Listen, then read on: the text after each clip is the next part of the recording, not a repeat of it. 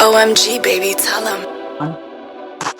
Hey there, welcome to yet another episode of One Take. I am Justin. This is One Take, powered by Backers. I am joined here by, a little bit of a freeze, by my special guest. Hopefully it was my internet not going to work. Joined here by Matthew Bourgeois. Matthew, thank you very much for joining me on the show today. Thank you for having me, Justin. Excited to be here. Awesome. So you and I know each other.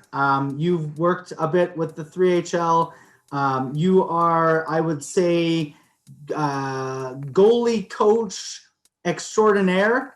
You've worked overseas in Asia and China. You are the, I guess, would you not founder, but you're the owner of Access Goalies.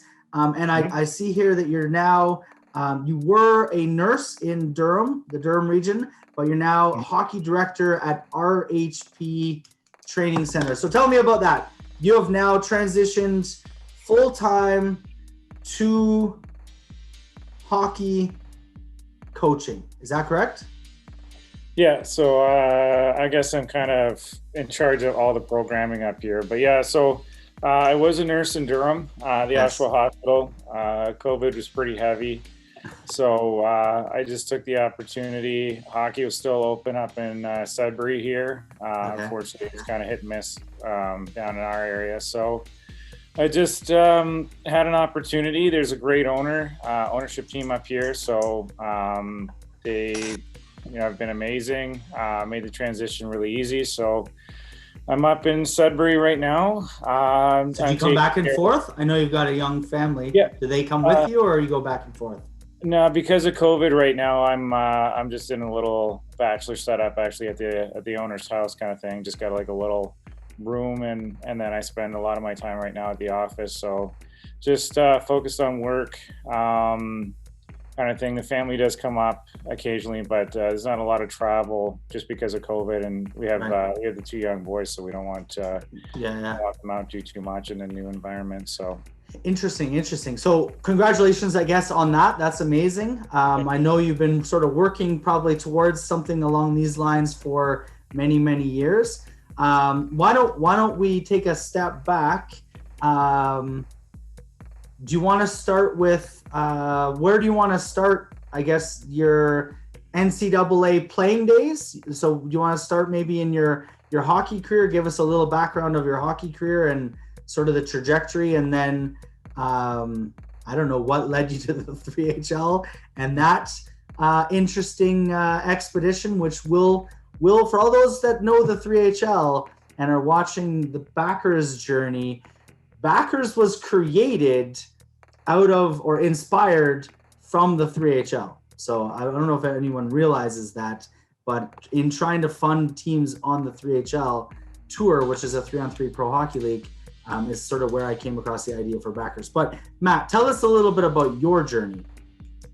For sure. Well, and in light of what you just said, that's kind of where taking over Access, or actually Access, was kind of created. But so I kicked around in the NCAA for a couple of years. I was pretty fortunate. Landed in Connecticut, and then subsequently in Boston. It just came down to playing time. So I had an academic scholarship at Sacred Heart in Connecticut, and was redshirting there.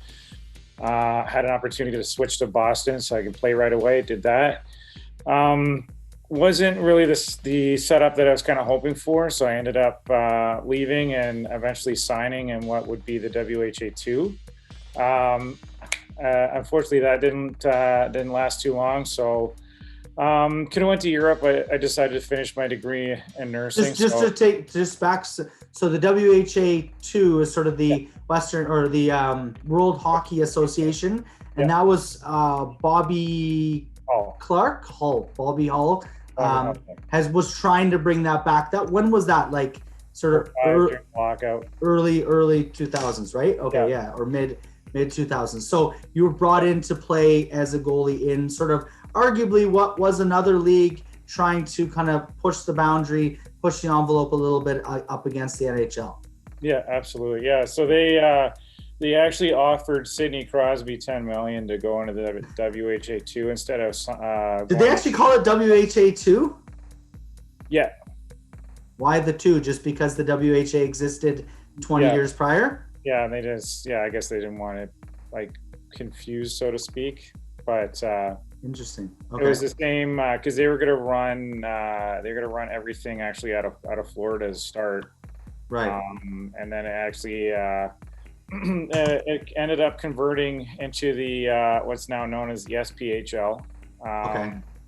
And then so it went from offering Crosby 10 million to forego going to the NHL. To obviously Crosby said no. So they didn't get off to the start they'd hoped. Ended up going to the SBHL. So I think the salary was like $300 US a week. So, and then you're in a house with like, a few guys or whatever, and just wasn't something that was for me. So then I decided just, because I had signed pro, so I couldn't go back to the NCAA. So I just went back home just to kind of focus on finishing my studies. And that's actually where I started kind of coaching a little bit more, I guess, professionally in a sense, because I was starting to get paid now for different coaching gigs. Interesting. And the SBHL, Southern Pro Hockey League, sort of like I guess I don't want to call it step up or down, but sort of along the lines with like the ECHL, if you will, right? Kind of in they're a feeder system now for the ECHL. Oh, so, really? So they're sort of a step below then. Yeah, and then there's ECHL goes to AHL, AHL to the NHL. Interesting, because with the 3HL we had players from the SPHL, ECHL, some AHL, NHL players. A lot of guys that played sort of in the OHL level, right, at sort of the pre-pro days. Interesting. Okay, so I know you went over to China a few times. I'd love to hear a little bit about that experience, and what, how that kind of led you to kind of taking coaching to the next level. Obviously, I know you bought Access, I guess about a year ago now, give or take, close to a year. And then I'd love to hear about, sort of how that's going with some of the programs. And, obviously COVID, I'm sure has impacted a little bit, but unlike, as with every aspect of sport, it's been impacted. But yeah, tell us about, how you got over to China and coaching. I think it was the Chinese women's national team. I was with the senior programs. I was full-time with the women's program as an assistant coach. And then with the men's program it's just strictly as a goalie coach. Okay. So I got to kind of see how both get ready for international competition. They both play world championships every year. Just not one that we're going to be familiar with, because the women are in Division 1B. So Canada is not in 1A. They're actually in the top group. So there's one group that separates where China is and where they need to get to in order to play Canada at one of the big world championships. And the men are middling between 2A and 2B. So they're 2 to 3 tiers lower than Canada. Okay. So in the upcoming Beijing Olympics, it's going to be nasty when a predominantly Chinese men's and women's team end up playing anybody in the top 8 or 10 in the world. So right. They brought me over. So just to predict, are you looking at like a 30 plus goals against potentially in a game? If they do like Korea and get an international goalie, like Korea had Matthew Dalton, who's Canadian, played in the coast for a bit, and then he's now in the Asia League. Okay. I don't think it will be as high, but the Korean men act like legitimately qualified for the top group in the world. So I mean, they have a better team, a better. And what were the scores in those games? I don't think they got to double digits, but I think when Canada played, I don't know if Canada played Korea, to be honest with you, in the last Olympics. I can't remember. Interesting. So there is. I mean, I remember as a kid always looking at the record books and like, the most lopsided games of like 54 goals against or whatever, right? I forget if that's the exact number, but I always thought it was funny to think like, literally like you drop the puck, skate to, 30 seconds, skate to the goal, and shoot it, and like every shot's in, right? It feels like there's like if it's a 60-minute game, they score a goal a minute, which I mean, that's like basketball stats, right? Almost, go down, shoot, and you score, right? So that'll be interesting though, to see how they fare. And I know you've talked about, and we've had conversations about sort of the Chinese government putting a lot of resources into improving the I guess their kind of hockey program, if you will, right? So what are some of the things that they've done to improve that? You mentioned, can they bring in non-Chinese nationals to potentially play on the team, or maybe expats that are over there that are playing in the Asian leagues? They can, and they have the financial wherewithal to be able to do that. Just the trick is that it is currently, I don't know, necessarily illegal or forbidden, however the Chinese want to term it, but you cannot carry more than one passport as a Chinese national. Okay. So literally their immigration or lack thereof, if you will, or their kind of, I don't know what the term would be, but their rules are going to preclude maybe some of their hockey team from being able to have dual citizenship players, essentially. Yeah, so right now they're trying to like their women's team is very successful. The Kunlun men's program in the KHL is doing all right, but how many KHL teams are in China? Just the one? Just the one program. Now they also have the VHL, like V as in Victor, which is like their equivalent of the American League over here. Okay. So that one step below, there was 4 VHL programs in China, but because of COVID right now they're on hold. Oh, this is all shut down. Interesting. So they've got they're building up their hockey program, obviously, right? And that they've, as you've mentioned, and I've heard some of the guys, back, talking to some of the players in the 3HL.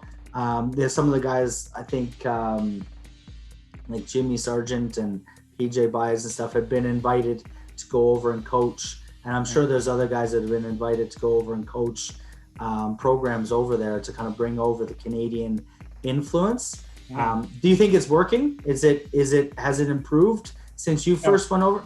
No, not at all. Not at all. Well, not at all. Tell me what you really think. To be completely honest, I mean, there's a lot of fantastic Chinese national coaches and people and all that kind of thing. Right. So it's not the coaching. It's just from the top down. It's everything superficial. They spend all kinds of money, but it's at the top. So they want the KHL team to do well, but the infrastructure in the minor levels is not there yet. It's not where it needs to be. Right. I've offered to do coaching education because I work as a coach mentor with Hockey Canada and the Ontario Hockey Federation, hosting different programs here for our levels.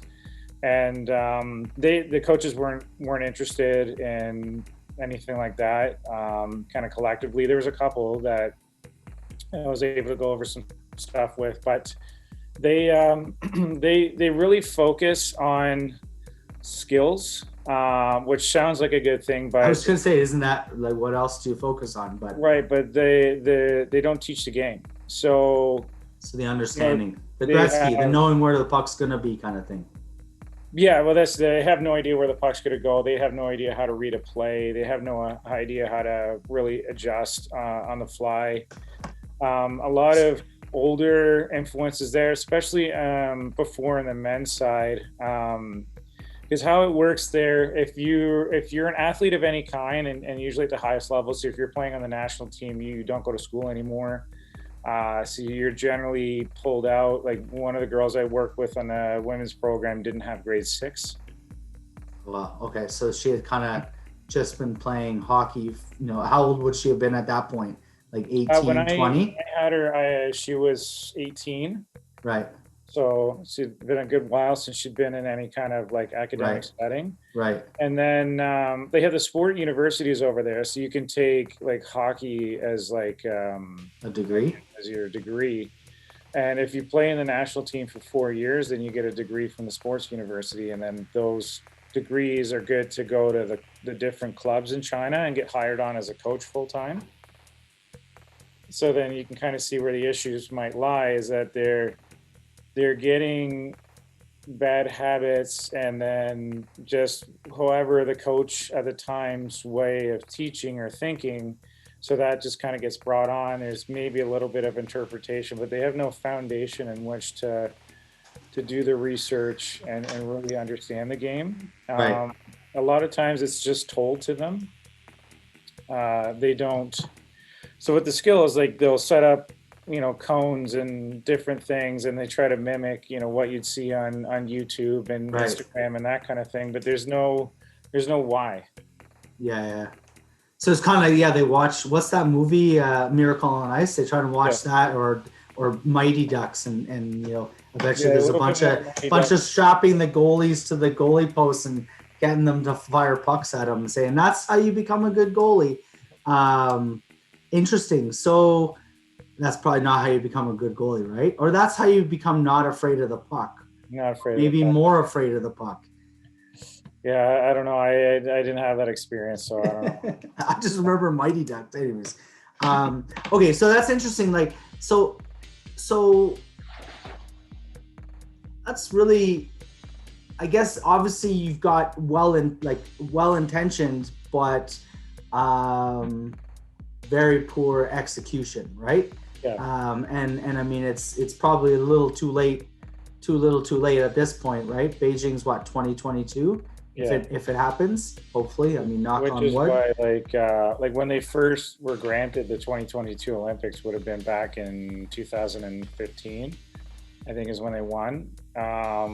Even then, I was trying to talk to different clubs. Like I have contacts with like obviously the national program, and then the Beijing Hockey Association, and then that's another disconnect. There's no communication between the Beijing Association and the National Association, and they're both in the same city. So the Beijing Association, like the clubs, don't like the national program because they take their players, right? Which over here is a big thing. But they're also like in Canada, you're in flux, right? You go with the national team for a couple of weeks, a month, whatever it is, and you go back to your club. The national team is like its own club, so they're training together all the time, like Team Canada, the men used to at one point. Right. So then the clubs now lose their players. Their quote unquote top players, and I guess there's no kickback or anything for development. Right.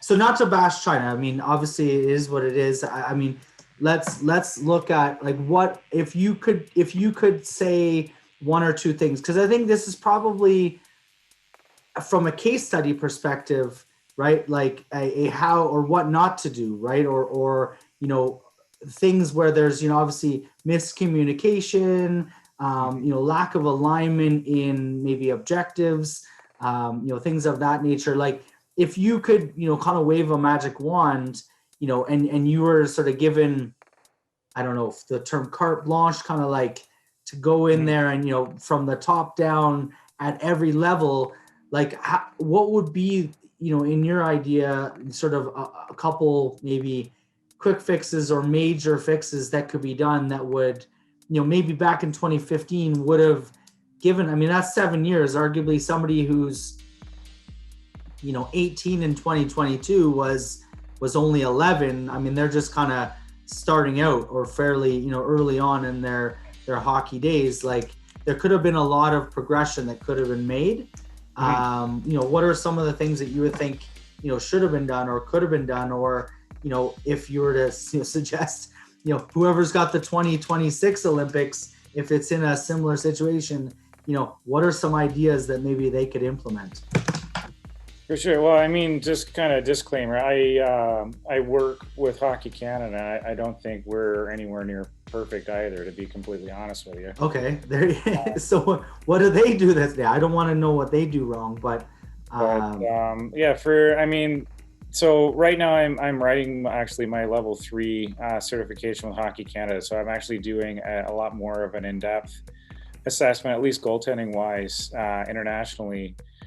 And like even the Americans, for example, the biggest thing the Chinese can do, like the Americans, is add in infrastructure and communication. So right. the club systems are there. The issue is that they're each run like an independent business. So a club is its own rink. So it'd be like Commander running its own clubs, like all the kids that are in there. Ted Reeve. Well, that's kind of. I mean, I look at the SHA or the MTHL or now GTHL. It was kind of like you had, Ted Reeve versus Scarborough Gardens, right? The Bruins versus, Scarborough Sabres versus, I don't even remember the SHA teams, but like you have like Goulding Park and Willowdale, or Young Nats versus, the Red Wings, right?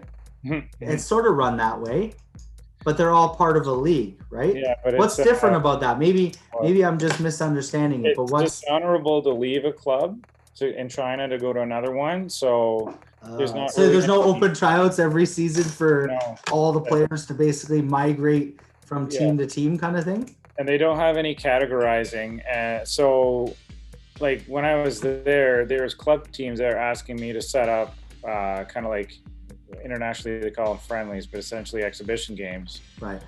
And they said, we want to play some Canadian teams in Toronto, and I said, okay, well, no problem. I'll get I had a really good connection with Forest Hill at the time.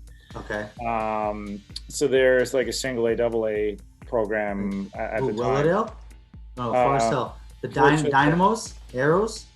Arrows, maybe. Forest Hill is Eglinton and Eggs or something like that. But anyways, so I thought, we'll set you up to play single A teams, that kind of thing. And I said, no, we want to play the triple A teams. And I said, well, I'm going to be completely honest with you. I said, you're not going to do well, and I'm just not going to set that up for you.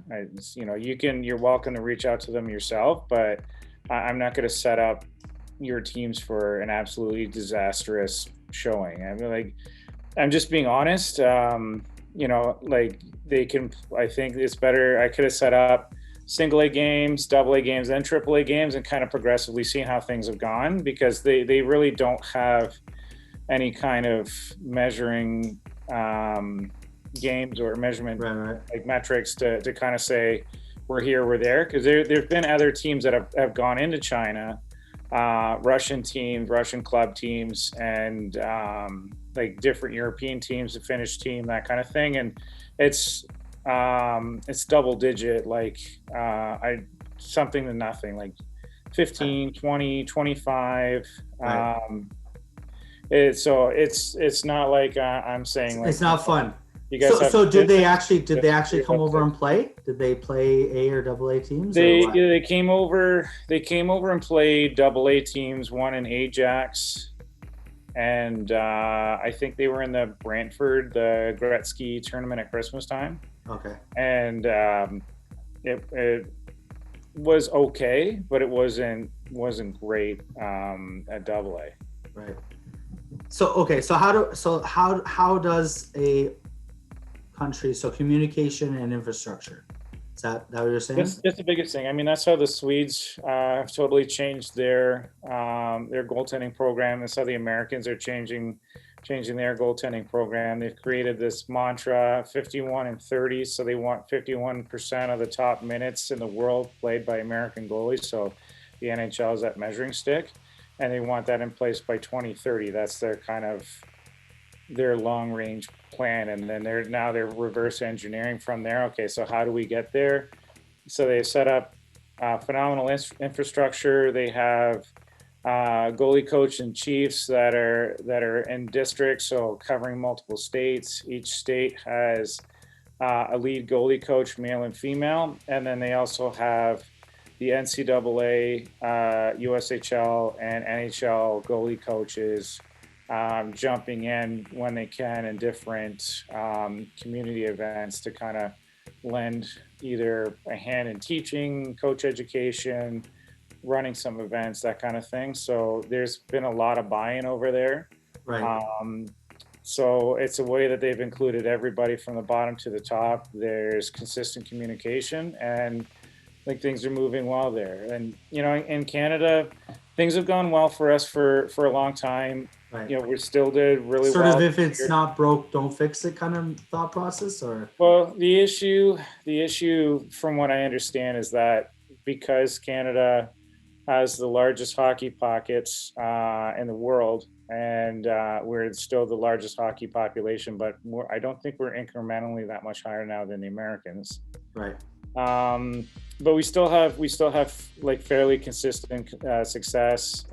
You know, other than the most recent Olympics when we didn't send the best, despite our claims that, you know, we can send Canada 4 and they would still be competitive. And that's kind of, you know, Canada 3, Canada 4. I don't know how you want to look at whoever showed up in Pyeongchang there, but they did well. But, you know, I think ended up as Germany and Russia in the gold medal. And that just shows actually like how much development the Germans are doing. And from the bottom to the top, and eliminating imports in the top German leagues and focusing on trying to the DEL? Yeah, the Deutschland Elite League or something like that. Right, Deutsche Elite League. So. Yeah. Interesting. Okay. So I'm going to ask a different question, but I mean, I love sports. People love sports, but from your perspective, and maybe this is like a funding and you know, resource allocation, and you know, I mean, I was listening to what you say, and as I said, I want to preface that I love sports. I have a phys ed degree. I'm all about sports. Played a lot of them growing up. You know, some better than others. What is the country, if you will, gain from having a goal like, I mean, I get hockey, the USHL, so United States Hockey, I guess USHA, was it? United States Hockey Association, Hockey League. Yeah, right? The Hockey League, the USHL. Right, all like, what is the benefit on a broader perspective, like from you in hockey, right? What, like, if you're telling somebody who's not a hockey fan, like, what is the benefit of spending these resources to get 51% of all goalie minutes played, you know, by American goalies by 2030? Like, what is the broader benefit of a program like that? Like, just, I wonder, like, does anyone really sort of look at like the why is that important, or what does that do for the US? Like, does that just assert dominance in an area that they're, you know, it sets goals for them? Like, I don't know. What are your thoughts? I don't want to put words in your mouth, but like, I'm just wondering, like, I'm just looking at it, like, I'm sure, you know, China, obviously, for example, let's go back to that before you answer. You know, obviously they won the Olympics. So, I mean, I get that they want to put on a good showing in as many of the sports. It's Winter Olympics. So maybe they're at a disadvantage if they don't have representation in certain sports, right? I get that. And they probably have overrepresentation in other sports. I'm sure they're, you know, really good at figure skating or other maybe sports that they have focused on over the years. So I see the benefit there to them, where they want to have that sort of very short time face, if you will. Where do you see like USA and hockey? Like, how does that supersede or go above like 51% of all male hockey players, you know, are American, right? Or, you know, why not rugby? Or, you know, I get, like, just out of curiosity, what are your thoughts on that? It's probably a stupid question, but no, I mean, try and answer it if you can. I live in the sports world too, or right. I like to think that I do. For the Americans, it comes down. I mean, the Americans are, just look at the Olympics. Any Olympics, the Americans are dominant. So that maybe that's for them. They want the 150 medals across the board, right?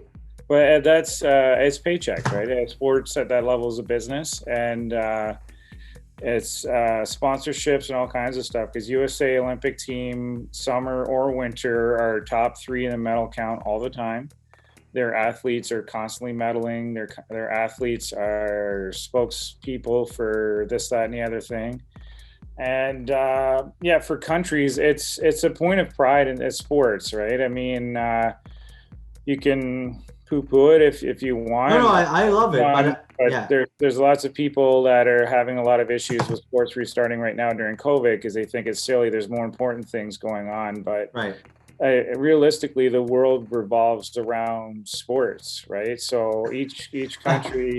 I may agree with you on that, but I'm sure there's a lot of people watching that would somewhat disagree with that. But I mean, I get what you're saying. Try to eliminate sports in any country in the world, and let me know how that works out for you. It's definitely has social benefits, right? I mean, obviously you've got, from children at play, right, through to organized sports, through to the entertainment of professional sports. Don't get me wrong. I mean, I'm 100% on board with you.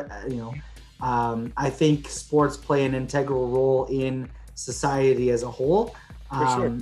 But, I mean, there were some that would argue, I mean, it went away and the world didn't end, right? I mean, for 6 months there arguably were no sports. I mean, there was sports talk radio and riots now that sports are back on though. But I'm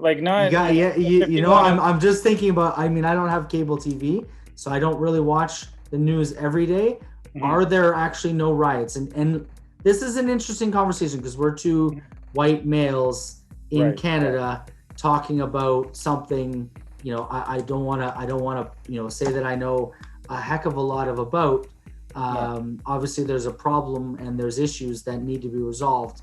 Oh, for sure. Do you think the distraction, let's get into that. Yeah. Like, hey, we're just disclaimer, two white males, not in the US, although I mean there's issues with racism stuff here in Canada. Mm-hmm. And Black lives obviously matter as much as everything. What do you think the distraction is? Maybe let's go a completely different direction on this. You ready, Matt? Sure. Are you open to this? Sure. Okay.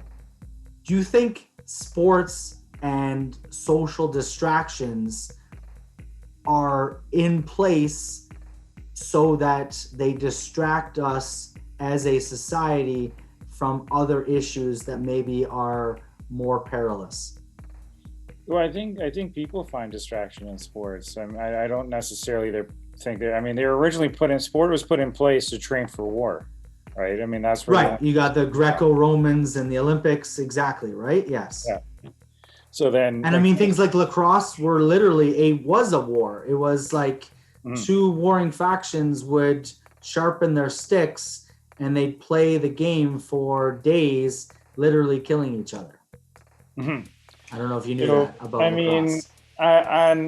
The last thing I want to do is shed any negative light on what's actually happening in the U.S. But I think, and we can go on forever, and like Black Lives Matter 100%, and like I'm up in a part of Canada right now where Natives' lives matter, and that's an issue that hasn't been really highlighted with this whole thing. So I think it gives a lot of athletes get a stronger voice, which I think is a positive because people are tuning in. Right. And then they're able to get their message across, so they're able to create different platforms, which I think is really important to show that leadership regardless of color, because like the NHL players are predominantly white. I mean, realistically, and they all band together because we all believe that like every life matters. And at this point, it's obviously I mean, I think people sort of get that. Yes, of course, all lives matter, but at this point, there's a specific portion of of society which are the Black lives that are in danger. So it's not so much that they only matter, it's that their lives matter as much as everyone else is, and they're just fighting for that to be recognized as that their lives matter, which they obviously feel that they don't, right? Which is, I think, to clarify that, anyone's watching and disagrees with that, so be it. That's your problem, not mine. But I think also being in Sudbury, I was so Quentin Byfield's up here, and he was the highest drafted second overall, right? Right? Yeah. So I mean, that's pretty cool. Things are changing, and then Mr. O'Ree's birthday was just the other day, so it was a pretty big celebration. And I mean, he didn't just change for black hockey players. I mean, there's more native hockey players and hockey players from all over the world. Like what we're kind of started with China is just, and that's what led me over to China. Is just, I think it's awesome. I'm more for the more participants, the better. It's just, certain things can be dealt with a little bit better, but I mean, sports is a way to forget sometimes. Escape. It's an escape, right, from reality to some extent. If you're a fan. Now, if you're a child and a parent, sometimes I think that's an escape from reality too. I mean, that's. They don't live in reality. Some of them. Well, that's it's trying to make, and the other thing is maybe, I mean, you look at. It's almost viewed as maybe a potential escape from their reality if you can go pro, especially in certain parts of society where the expectation is try to go pro and make millions of dollars, right? That push, maybe at the detriment of the the athletes themselves, right? The children, which I think is a huge issue, but sports as a whole, there's a business of sport. There's the, escapism component. There's the athletic. There's the community aspect, the camaraderie, the socialization, all those different things, the education, the competition. I mean, I think it's great. I didn't want to put you in a box there, just sort of like, I just wanted your thoughts, I guess, on it. But sure, yeah. I mean, that's the thing. I mean, we can't allow these things to take away from that. But there's been different opportunities. There's been a lot more women that are getting better paying and better positioned jobs in the different sports too. So other than I guess you and I. There's been changes in a lot of the different spots, and it's enriched the game, and I'm excited for that. And the Kenyan Lions got a lot of publicity lately. The hockey team out in Kenya and their little shoebox arena that they have going on there, and I didn't see that. Are they in the KHL or no? No. They're just starting out. Okay. It's like the Jamaican bobsled team. Are they starting to kind of trying to make it? I mean, that's cool. They are trying to kind of get up there. I mean, the Northern African nations actually participate in the Asia Cup. So like Morocco, Egypt, Libya. I want to say, there's one more. Lebanon are all participating, and then some of the Middle Eastern countries too are also in the Asia Cup with Dubai and Saudi Arabia and Israel, and I think one of either or both Iraq or Iran have teams now too. So. Wow. It's super interesting. I mean, a lot of those guys, the rinks are at malls, which is totally different. Even in Asia, the rinks are in malls, right? In China. Japan, I know in Korea they were like that. In Korea, the rinks were all in the malls, so it's kind of like the West Edmonton Mall. You've got your practice and people are walking around, right? Yeah, it's sort of it's the only air conditioned space in the city, right? So. Yeah, and actually, a good friend of mine that actually lives just down from you, he operates in Pickering. He actually was kind of pivotal in getting the Jamaican national team together. So they had, and one of the boys that have played for the Jamaican national team, now they're not officially WHF sanctioned, was drafted in the most recent NHL draft. Oh yeah. The young man, I think he was playing for the is playing for the Kingston Frontenacs right now. Oh, interesting. So yeah, hockey's growing, and it's growing. It's one of those things. So one of the things we talk about with backers, and I think this is interesting that it's growing to these sort of levels, is that I asked the question, like, who's the greatest hockey player to ever live? I'll ask the question, who in your mind is the greatest hockey player to ever live? Well, it's still got to be Wayne Gretzky, and Okay. I just watched a documentary. I think it's called Pursuit of Greatness, and there's so much more about him. Like for me, was revealed, and I have so much more respect for him now. Not that I didn't have a lot prior, but Right. when you really see the genius come out, and when he starts talking about different things about knowing he was a strong skater, he wasn't a fast skater, he's Right. an excellent puck handler, but he could shoot with accuracy. He said, I would never miss, but he's like, I wouldn't blow it by the goal. Wasn't the hardest. Yeah, exactly. So anyways, I agree, Gretzky, likely the greatest ever, but the point is, the answer is no one knows, right? And the reason is because they likely never played hockey, right? Because hockey is, fairly exclusive. You have to, arguably, until, as you said, the expansion, you have to live in a cold country. You have to, have the money or funds to be able to afford, the equipment, the ice time, all the different things that sort of come with playing hockey, ice hockey specifically. So arguably the greatest hockey player to ever live never actually played hockey.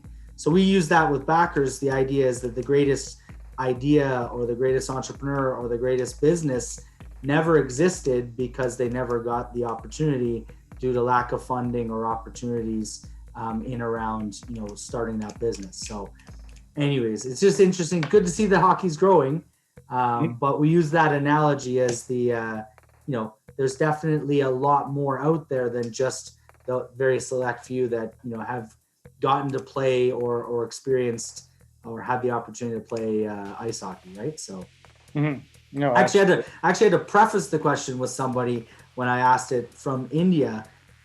They were like, "Oh yeah, hockey, we play," and then it was like came up. They were talking about field hockey, right? Completely. Well, and different northern sport, India, right? there's actually an Indian national team, and in northern India, they do play like close to Nepal, Like up in the sort of like in north. the mountains. Yeah. Again, By in Nepal kind yeah. of area or whatever. Yeah. Yeah, interesting. Cool. Well, Matt, I really appreciate you joining me here. Don't want to take all your time. We should definitely talk about what you're doing and kind of get you on. I know we've had many conversations about getting you on the Backers platform and kind of helping you build out, whether it's a facility down in the Durham area or different things. But I'll end it with one question. It's actually a choose your own adventure. I'm pretty good at that. You're good at that? Okay, so here we go. So for question one is, if there's one word that you could give or would give as a piece of advice to a younger Matt, what would that one word be? So that's question number one. Okay. Question number two is you're basically you're on sort of the brink. What and I don't know. You're standing on the edge of a cliff. You're about to fall. You're in the eye of a tornado. You're about to perish. Your final words to either your family, loved ones, the world, and I'm going to pass that on to them. What would they be? So, final words or one word? Well, the one word is listen. When we're young and Sorry, what was that again? Young and ambitious is Just to listen, right? Just to stop talking for a minute, shut up, and just listen. Yeah. Right, and then you'll hear the stories of those that have come before you and learn about their trials and tribulations and how you can improve yourself, and you don't know all the answers. Definitely. So listen, kind of suck that pride up a little bit, and and realize that you don't know what you don't know, kind of thing. Mm-hmm. Absolutely. Yeah. Interesting. And what would your last words be? I just want to know, even though you didn't choose that answer. I think no matter what's happened to this point, I went for it, and I'm happy with the choices that I made. And right now I'm in hockey and not in the hospital. So a lot of people would think that's stupid or crazy, but that's the basis for entrepreneurialism, right? You gotta jump. Someone else's term was, the word was jump, and then their last words were jump. So yeah, maybe you just gotta jump in. You gotta take that risk, take that chance. There's never a good time to kind of, if you're not happy with what you're doing, right? If you're, I froze. If you're not happy, and you want to do something else, I think you did it right, where you were kind of like doing both for the longest time, right? Like obviously, and now you've been given an opportunity to kind of, I would assume from a financial and, different kind of responsibilities, you've been given that opportunity to kind of take that next step. So, I don't begrudge anyone taking the opportunity, and you've known me a few years. I've taken some pretty crazy risks. Yeah. So you win some, you lose some, but you don't know. It's like, is it a Wayne Gretzky or Michael Jordan quote, but you miss 100% of the shots you don't take? I think that's a Gretzky, right? Yeah. That's the Wayne one, yeah. Yeah. So, I mean, arguably, you'll never make a shot if you never take one. So, all the power to you. Congrats on the new role. Let's connect. Well, we were actually up in Sudbury a couple of weeks ago, back sort of end of summer there. But how long you been up there? Since September 8, actually. September. Okay. So, yeah, it was a little bit before then. Cool. Well, yeah, good luck with that. Let's keep in touch. Let's talk a little more. Everyone else, thanks again, Matt. Thank you. Everyone else, this is One Take. This is Matt's One Take, my One Take, powered by backers. Peace, and we out. OMG, baby, tell 'em.